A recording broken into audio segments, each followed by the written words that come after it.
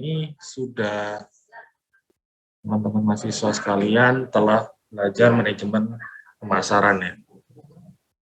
Ini penting ya di awal karena sebetulnya kelayakan bisnis ini sebenarnya tergantung dari pemasarannya.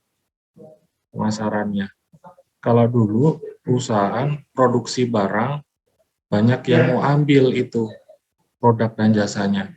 Kalau sekarang kebalik ya, karena sekarang pesaingnya banyak, produk di pasaran juga banyak, kita harus bisa bersaing dengan pesaing yang lainnya. Mau tidak mau, barang kita ya itu harus disesuaikan dengan kebutuhan konsumen, sesuai dengan selera konsumen. Jadi riset pemasaran itu hal yang mutlak ketika kita melakukan bisnis. Jadi kita nggak bisa ngeluarin produk dulu, terus kita jual, terus berharap untuk laku. Enggak, kita harus menentukan dulu keinginan dari pelanggan. Nah, produk ini yang kita tawarkan ini harus mendapatkan perhatiannya. Pembelian tentu saja, pemakaian atau konsumsi yang memenuhi keinginan kebutuhan dari konsumen. Ketika konsumen itu butuh, itu akan loyal. Dan ketika loyal, itu akan kembali membeli atau adanya repeat order. Dan ketika repeat order, itulah yang kita inginkan bahwa perusahaan berhasil dalam memikat atau meraih market share yang diinginkan. Bagaimana caranya untuk bisa menarik pelanggan, bukan hanya konsumen, tetapi pelanggan. Pelanggan itu yang bisa membeli repeat order ya, berulang. Adanya 4P, ada 7P gitu ya. Jadi teman-teman bisa belajar, kalau yang paling dasar adalah 4P ya. Product, price, promotion, ya, place. Tetapi sekarang ada people dan sebagainya. Silakan dipelajari di manajemen pemasaran. Dan teman-teman harus memahami bahwa produk itu punya siklus. Ada siklus mulai perkenalan, tumbuh, ya, terus di puncak, dan ada kejenuhan turun. Setiap produk apapun pasti ada titik jenuh. Dan kalau tidak ada inovasi, tidak ada nilai tambah, itu akan terjadi kemunduran. Jelas. Produk misalnya Toyota. Misalnya Toyota menjual yang kelas menengah ke atas, Alphard gitu ya. Nah, Alphard tiap tahun kalau desainnya tidak berubah, itu nanti akan kalah dengan pesaing-pesaing yang lain. Karena masyarakat akan jenuh bahwa produknya tidak ada inovasi, tidak ada nilai tambah dari tahun ke tahun. Mau tidak mau ada riset produk dari Toyota agar modelnya atau produk yang dikeluarkan Toyota harus bisa bersaing dengan yang lainnya. Dan itu pasti akan dilakukan riset terus-menerus. Tidak hanya Alfa, tidak bisa Avanza dan sebagainya. Begitupun dengan pesaing. Dan di pengembangan bisnis, riset and development ya, teman-teman ini ada di departemen sendiri di perusahaan. Bisa saja teman-teman mahasiswa bisa bekerja di riset and development atau business development. Saya dulu pernah jadi business development di perkebunan di PTPN. Sebelumnya pernah kapal bagian keuangan. Setelah itu di industri kayu. Jadi business development itu penting ya, agar produk kita, jasa yang kita berikan itu tetap going concern. Dan ada kita bicara tentang aspek pasar dan aspek pemasaran. Kalau pasar apa? Menganalisis jenis produk yang diproduksi, berapa banyaknya yang akan dijual, bagaimana caranya produk bisa sampai ke konsumen di deliver ya, dan bagaimana kita juga melawan pesaing. Sedangkan kalau bicara tentang analisis aspek pemasaran, bagaimana kita menganalisis cara strategi agar produk yang dihasilkan sampai pada konsumen dengan lebih efisien. Lebih efisien gimana? Kita sudah bisa masuk ke mindset-nya konsumen, ke mindset-nya pelanggan. Ada persepsi pelanggan. Jadi misalnya gini, saya nyebut merek aja. Misalnya saya suka pasta gigi Sensodyne, seperti itu misalnya. Karena saya sudah merasakan memenuhi kebutuhan saya, gitu ya, dan saya pas dengan produk ini. Nah, kalau misalnya sudah ada di benaknya, brandnya itu sudah tertancap di konsumen, di pelanggan, itu nanti tugas kita hanya cuma mengingatkan saja. Jadi kita cukup ada iklan sekali untuk mengingatkan perhatiannya, nanti akan terjadi pembelian. Kalaupun toh nanti konsumen tidak diingatkan pun, kalau misalnya sudah suka terhadap produk itu, ya otomatis dia akan membeli secara otomatis. Jadi lebih efisien. Jadi tidak perlu keluar biaya marketing, biaya periklanan dan sebagainya. Sama kayak teman-teman kalau suka makan gitu ya, misalnya suka makan, misalnya merasa enak gitu ya bebek sinjai, walaupun jauh gitu ya, di kanan kiri ada bebek, di sini di Rungkut banyak sekali yang jualan bebek. Tetapi kalau pengen sudah merasakan apa namanya taste-nya nyampe sesuai kebutuhan, itu akan biasanya kembali repeat order. Nah itu lebih efisien kalau sudah misalnya brand itu sudah tertancap di pelanggan, itu yang harus kita lakukan di bagian pemasaran. Jadi beda, pasar itu gimana caranya produk kita sampai ke konsumen, sedangkan kalau pemasaran kita menciptakan merek yang sudah branded gitu, sudah branding. Jadi apa caranya produk kita itu sudah ada di mindsetnya pelanggan, jadi punya persepsi tersendiri terhadap produk yang kita keluarkan. Aspek pasar ya, nanti kita akan baca tentang pengertian, dan bicara tentang analisa, bicara tentang strategi pemasarannya. Pasar, tempat bertemunya antara kekuatan permintaan dan penawaran. Jadi di sini bukan hanya yang fisik ya, tetapi juga bicaranya di dunia maya juga. Karena intinya di sini ada demand and supply. Dan demand supply ini juga akan berpengaruh dalam penetapan harga juga. Sebenarnya ada telepon.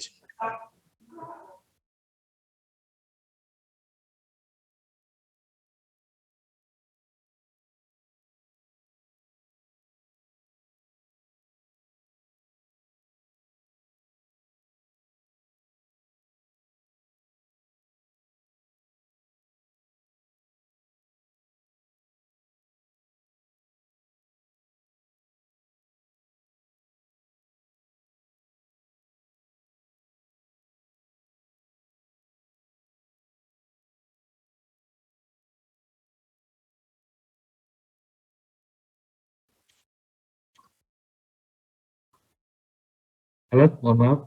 Suara saya kedengeran? Tes? Dengar, Pak. Oke, lanjut ya. Jadi ini bicara tentang keseimbangan supply and demand, dan ini juga bisa menentukan dari harga, juga menentukan dari berapa banyaknya permintaan yang akan diminta oleh pasar. Oke, saya lanjutkan lagi. Nah, hal ini yang penting dalam aspek pasar dan pemasaran. Riset pasar itu pentingnya di sini. Kita ingin tahu sih omset yang bisa kita dapatkan nanti ya, ketika proyek berjalan. Fungsi permintaannya, berapa volumenya. Nah, ini ada rumus, dan ini tidak saklek ya. Ada banyak variabel yang bisa ditambahkan dari rumus fungsi permintaan ini. Tapi yang jelas di sini yang garis besarnya. Jadi jumlah barang yang diminta itu tergantung dari harga barang, price. Jadi kalau misalnya price-nya itu tinggi ya, meningkat, itu otomatis nanti fungsi permintaannya menurun. Dan juga ada harga barang lain. Harga barang lain seperti substitusi ya. Jadi contohnya misalnya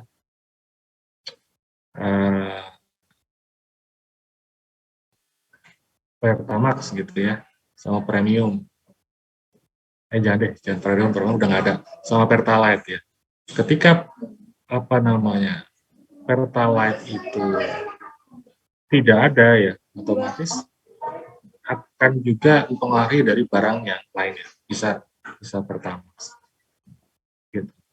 Jadi harga barang lain juga mempengaruhi dari fungsi permintaannya. Dan sebaliknya, kalau misalnya Pertamax itu dengan Pertamax Turbo misalnya, kalau misalnya dari segi harga itu nggak terlalu jauh, ya bisa saja itu juga memilih Pertamax Turbo daripada Pertamax. Kalau gampangnya gini, bisa aja memilih pecel daripada rawon, atau rawon kalau misalnya harganya nggak terlalu terawat, dengan pecel kita bisa memilih rawon. Jadi harga barang lain itu. Terus yang berikutnya tingkat pendapatan konsumen. Tolong bedakan, ini berpengaruh sekali. Jadi kalau misalnya kita di sini UMR 4 juta, Surabaya. Terus kalau di Malaysia itu 3 kali lipatnya dari Indonesia, 12 juta. Kalau di Amerika itu 10 kalinya dari kita, 40 juta. Nah, harga barangnya sama, misalnya minyak goreng. Minyak goreng harga 24.000. Kalau di Amerika tuh harganya 28.000. Kalau harga 20.000, kalau gaji yang 40 juta, terasa nggak? Terasa nggak? Relatif nggak begitu terasa ya. Tapi kalau 24.000, itu gajinya 4 juta, itu terasa. Apalagi lebih di bawah dari itu. Paham ya maksudnya? Jadi tingkat pendapat konsumen itu akan mengalir dari fungsi permintaan itu. Terus juga ada selera konsumen. Selera konsumen juga akan berpengaruh. Antara orang Jawa Barat, Jawa Timur, NTB, Papua gitu. Itu selera makannya beda-beda. Ada makanan Jawa Timur yang belum tentu bisa diterima oleh Jawa Barat. Jawa Barat juga begitu sebaliknya. Jawa Tengah juga belum tentu bisa diterima oleh orang Jawa Timur. Gitu ya. Jadi selera konsumen. Jadi kita harus bisa mengetahui juga riset tentang selera.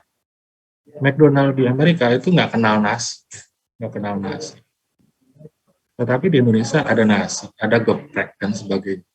Mungkin suatu saat bisa saja loh. Saya juga bukan nggak ngerti. McDonald mengeluarkan pecel gitu kan, bisa aja. Tergantung selera konsumen yang ada di daerah tersebut. Nah, itu akan mengaruhi fungsi permintaan. Sekarang kita bicara tentang sebagai perusahaan kita menawarkan kepada konsumen. Kita akan melihat dari kuantitas dan tingkat harga. Dan ini dipengaruhi oleh 3 hal. Pertama, harga barang-barang lain atau pengganti. Jadi kalau misalnya atau pesaing juga seperti itu bisa sebagai benchmark. Misalnya kita HPP-nya 5.000, tetapi pesaing menjualnya 15.000. Kalau kita ingin dapat untung 20%, kan cukup jual 6.000 saja. Tapi kalau pesaing harganya 15.000, ngapain kita harus harga 6.000? Kita harga 14.000 aja. Jadi kita mengikuti harga barang lain atau pesaing. Bisa saja seperti itu. Atau kita juga penentuan harga dari biaya faktor produksi ya tadi ya, jelas. Kalau misalnya harga jualnya kita pengen ngambil 20%, 6.000, itu tergantung dari faktor produksi. Kita buatnya itu 5.000. Atau yang berikutnya adalah tingkat teknologi. Teknologi yang lebih canggih itu otomatis biayanya akan lebih tinggi dan itu akan mempengaruhi dari segmentasi pasar dan itu tentu saja akan mempengaruhi harga. Kayak Lamborghini, Ferrari itu nggak diiklankan di TV ya, karena sudah mencari segmentasi target positioning tertentu.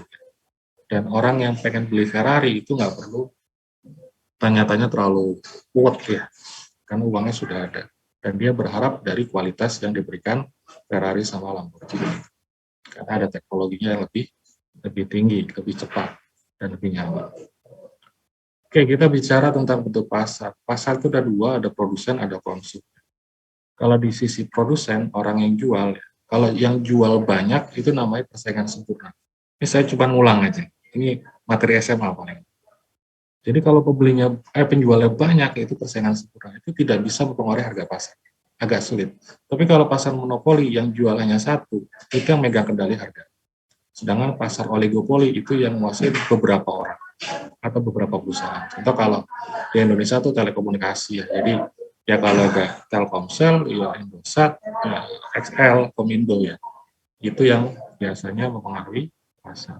Kalau di sisi konsumen itu ada pasar konsumen langsung ke user, end user gitu ya. Sedangkan kalau pasar industri enggak. Kita jual bahan mentah ke industri.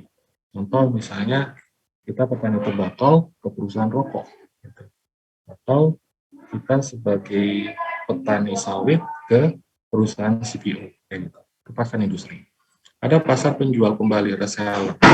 Jadi kita berbagi sama penjual lainnya, kita membagi margin yang dimana reseller mau menjualkan barang kita. Ini sekarang udah banyak. Dan ini penting ya di riset pasar ini ya, kita juga menganalisis tren juga, jangan sampai trennya turun.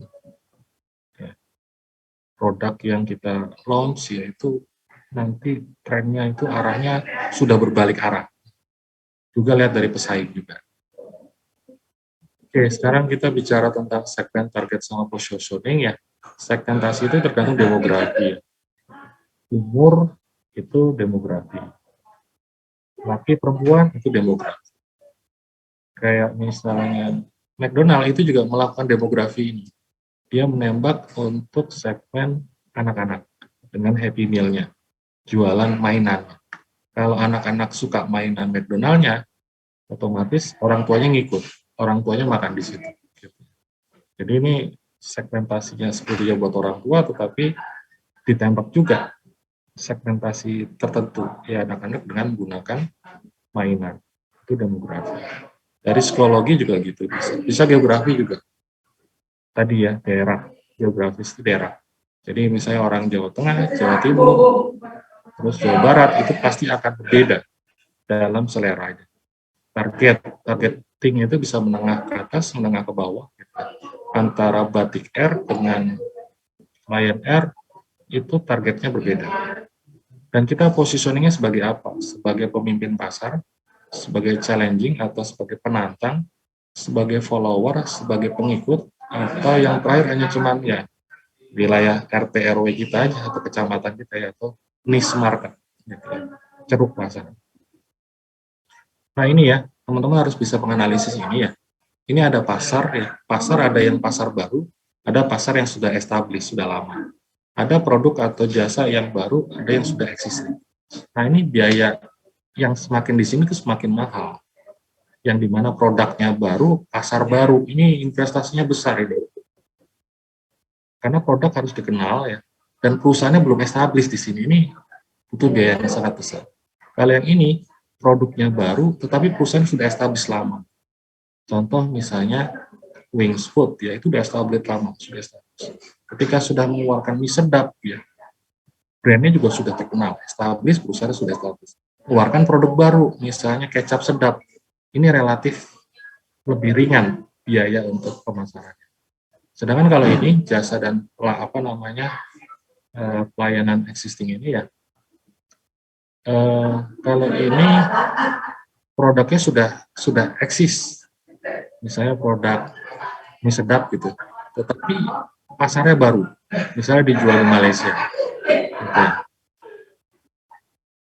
Kalau ini yang relatif ringan biayanya, yang dimana produknya sudah eksis, perusahaannya sudah established, dan ini hanya cuma biasanya iklan cuma mengingatkan saja. Jadi ini akan berpengaruh terhadap biaya yang dianggarkan oleh perusahaan. Nah ini ya, posisi persaingan bisa sebagai pemimpin, leader, bisa sebagai challenging, ya, sebagai follower atau niche market. Nah ini ada sumber keunggulan kita, bisa di produk, bisa di tempat yang strategis, bisa di promosi, bisa di price. Dan jangan lupa setiap produk apapun, jasa apapun, kita lakukan branding ya, agar persepsi pelanggan itu kena. Ya. Jadi bangunlah merek. Dan yang berikutnya kita melayani dengan baik. Jangan sampai terlalu lama dalam melayani. Kalau makanan, kalau misalnya terlalu lama gitu ya, service delivery-nya ke pelanggan ini akan bisa nggak datang lagi ya. Atau prosesnya kempro ya, prosesnya tidak higienis. Ya. Misalnya jualan mie ayam yang tempat cuciannya embernya airnya nggak diganti-ganti gitu, misal, atau airnya tidak ada dikasih sabun gitu, cuma dicelupnya aja gitu. Itu akan mengurangi proses. Nah, proses ini juga sebagai keunggulan. Kalau misalnya kita seperti kayak contoh kayak Bread Talk dan sebagainya, proses masaknya itu diperlihatkan, ya ini juga akan sebagai keunggulan. Bahkan sekarang ada restoran Jepang dan lain sebagainya yang menunjukkan cara masak chefnya, sehingga menarik perhatian pelanggan. Oke, faktor-faktor yang berpengaruh dalam pertumbuhan produk kita atau tren ya, penduduk, pertumbuhan ekonomi, teknologi, dan siklus hidup dari produk itu sendiri. Oke nih, sekarang yang terakhir yang fungsi pasar dan pemasaran yang harus dilakukan oleh tim aspek pasar dan pemasaran agar bisa memahami pasar lebih baik. Kita buat kuesioner tentu saja, menggunakan Google Form, gitu ya. Sampling, kalau misalnya ingin lebih valid, ya bisa 400 kuesioner, kira-kira. Datanya minimal 400. Untuk margin error 5%. Tapi kalau 10% cukup 100 saja. Atau kita ngundang dikumpulkan orang-orang yang memang paham terhadap produk yang kita akan launching. Namanya group focus atau focus group discussion. Terus tentu saja kita ke lapangan, melakukan survei pasar. Dan bisa menggunakan data sekunder, menggunakan analisis database. Jadi ini yang harus dilakukan agar kita bisa melihat potensi secara utuh. Nah, saya ini sekarang dapat proyek juga, bikin studi kelayakannya pom bensinnya SIR yang ada di Pasuruan. Nah, itu saya melakukan tiga alat bantu untuk bisa memahami pasar. Pertama, bicara tentang traffic di ruas 1, ruas 2, antara arah keluar dan arah masuk, itu saya akan melakukan riset berkaitan tentang jumlah kendaraan. Itu yang pertama saya lakukan. Kendaraan apa saja didetailkan, berapa yang masuk. Karena pom bensin itu pangsa pasarnya ya kendaraan. Terus yang kedua saya akan juga melakukan survei ke pengguna yang ada di kawasan industri. Terus saya juga akan melakukan survei ke perusahaan yang ada di dalam situ, di dalam kawasan. Jadi saya akan melakukan 3 hal itu untuk bisa memahami pasar. Ketika saya sudah melakukan 3 penelitian tersebut, ya, saya akan bisa mendapatkan fungsi permintaan. Kemungkinan dapat pasar berapa sih? Karena captive market di kawasan industri kan ya perusahaan yang ada di situ, karyawan yang ada di situ, sama traffic yang ada di situ. Nah, ini strategi ya untuk tujuan pemasaran dan meningkatkan penjualan, basis pelanggan yang kuat, dan penciptaan merek yang kuat. Kalau dari penjualan kita bisa melakukan retail atau grosir ya secara besar, atau retail itu secara eceran, atau berdasarkan mekanisme cara pemasaran, bisa menggunakan toko atau outlet, bisa kita memasarkan menggunakan katalog, atau menggunakan situs web atau marketplace yang sudah ada. Dan ini pertimbangannya sama, harga pokok penjualan itu dari biaya produksi, bisa dari harga jual pesaing ya, bisa juga dari break-even point dari sebuah produk. Jadi berapa sih volume yang harus saya dapatkan agar saya bisa dapat laba, itu penting dalam hal ini. Tujuannya sebagai kalau iklan dan promosi tujuan ini menginformasikan, membujuk, ya, mengingatkan. Iklan bisa menggunakan media, TV, radio, koran, dan sebagainya. Promosi itu aksi korporasi, biar konsumen atau pelanggan itu membeli segera dengan adanya diskon, hadiah, kupon, voucher, undian, sama kayak Shopee Food gitu ya. Yang diskon-diskon itu wah ditaruh atas dulu ya. Nah, dikasih diskon agar aksi korporasi yang dilakukan itu bisa langsung bisa menggait pelanggan secara cepat. Oke, hari ini cukup. Ada pertanyaan? Cukup jelas? Atau ada yang butuh pertanyakan? Cukup jelas, Pak. Cukup jelas. Mas dan Mbak, kalau kuliahnya itu dimundur 9:30, ada yang keberatan nggak? Tidak, Bapak. Tidak, Pak. Kalau jam 7 itu saya masih sibuk sendiri ya. Kadang juga masih di perjalanan. 9:30 ya, nggak apa ya? Iya, Pak. Nah, oke. Saya kira cukup ya. Kalau misalnya kurang nanti bisa dengerin lewat YouTube, bisa diulang-ulang. Kalau saya sekarang nggak bisa diulang-ulang. Nggak bisa di rewind gitu. Kalau di YouTube bisa. Terus jangan lupa di situ ada slide, silakan di-download ya untuk materi hari ini. Dan yang penting satu lagi, jangan lupa absen. Saya tutup maksimal jam 12. Gitu ya. Saya kira cukup kuliah hari ini. Mari kita tutup bersama. Sekian, kita tutup dengan bacaan doa. Alhamdulillah. Alhamdulillahirrahmanirrahim. Sekian ya kuliah hari ini. Assalamualaikum warahmatullahi wabarakatuh. Waalaikumsalam warahmatullahi wabarakatuh.